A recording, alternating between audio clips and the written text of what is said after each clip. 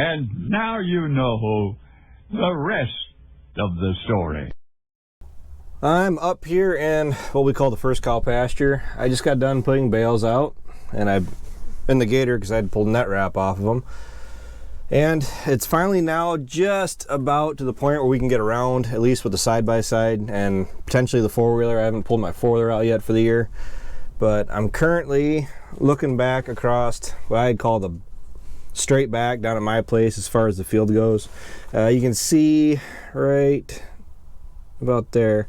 That is the extent of the chisel plowing we got done this past fall. I started up front, and the hollow right down the center there, that waterway, is the division from the front, the back, and then we got the 40 is back that way. And this is part of the ground that I'm planning on chisel plowing regardless, because it's going to be continuous corn, and I do like to have the ground worked up when it is continuous like that. There isn't much residue on it because that is where I made our fodder for last fall.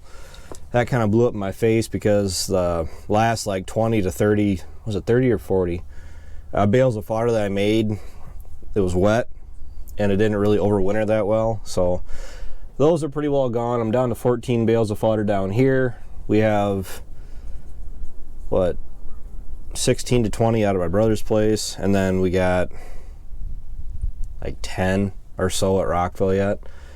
So as far as the fodder, the feed situation, the bedding situation, we're pretty much going to come sliding into spring sideways. We'll be able to get by, and you know, I don't really like using the word get by, but it's something that my grandparents used to say that really is useful in this point right now, because I'm really not all that tied up to what the Groundhog Day represents as far as an early or late spring. Spring is spring, so it's still technically winter yet. As of right now, the next couple days here, it's going to be spring, and from the looks of it, it looks like winter's kind of letting up a little bit. We do have a bunch of snow along the tree lines over here, and really I'm getting to the point where it needs to firm up a little bit more. I mean, it's still kind of soft if you're not really careful where you're going, but potentially up to next week already, maybe possibly potentially this weekend.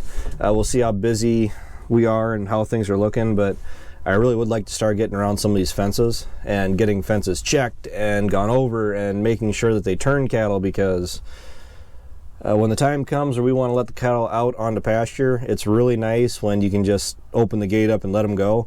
I've gone through both instances throughout my years where you're able to just let them out in pasture and not worry about it.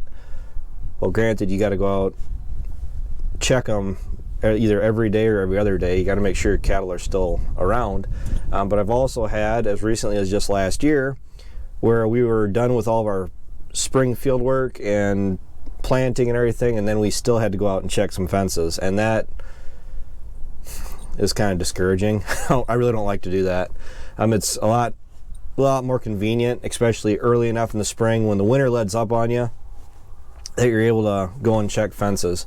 Now, the big thing that would keep me from getting too excited about doing fences is if I check the weather forecast and they're saying snow, because snow on barbed wire or fences in general is basically one of the worst things to, well, a mean cow is really hard on fence too, but a fence line full of snow, drifted completely solid of snow, is really hard on them too, because when it starts to melt, the snow turns to ice, it gets hard, and then as it's melting, it wants to drag all the wires and everything down to the ground with it, and then you get loose wires. These bottom 4 wires right here on this stretch, back in 2011, I went through around this whole stretch from back here up and around up to the double gates, and I replaced all the bottom 4 wires just because they were getting that bad. And you can see these, maybe you guys can't, I know, with the camera, but they are a little loose.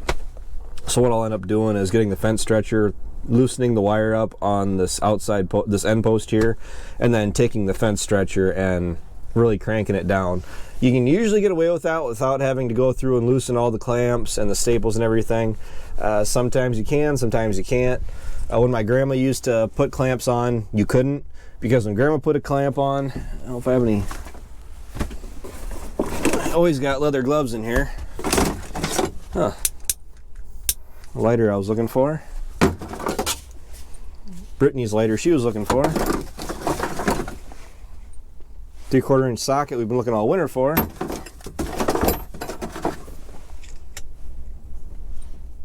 Not really sure where that is, but yeah, I don't have a clamp in here, but when my grandma used to fence, when she would go and put clamps on, grandma would wrap the both ends of the clamp entirely around the wires, like a full 1.5 to 2, like 2 full rotations around the wire. And the problem with that is that the clamps were really not willing to let go of the wire at all.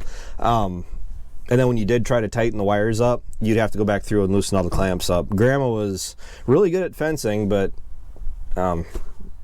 she paid really close attention to detail. And we still have a lot of wires like that, especially around my place, where the wires are, well, it's almost easier to go through and cut them off with a side cutters or bolt cutters. But normally when we do it, you just make one turn around it, so it's the clamp and the wire is tight against the stake, but not where it's it's securely fastened to the stake. I mean, we don't want it loose on there either, but no. I did see a thing a while back where a guy was showing people how to put clamps on, and the way he did it is you just put the one side of the clamp on and leave it loose, and then you just tighten the other side, just so it wraps around the wire, but it's still loose. So the wire and the clamp are both just kind of hanging there. And I don't know what kind of animals he's trying to keep in, but our cattle would have all 5 clamps off the wire, off the stakes, and they would be out within 2 days of that. So yeah, it doesn't work for us. So thanks for watching. Take care, take it easy, keep in touch. Let's hope that this warm streak that we have right now, I mean, you don't really want to get too excited with 50-degree weather, but hopefully it's kind of easing us into spring. So with that, I'll talk to you guys later. Bye.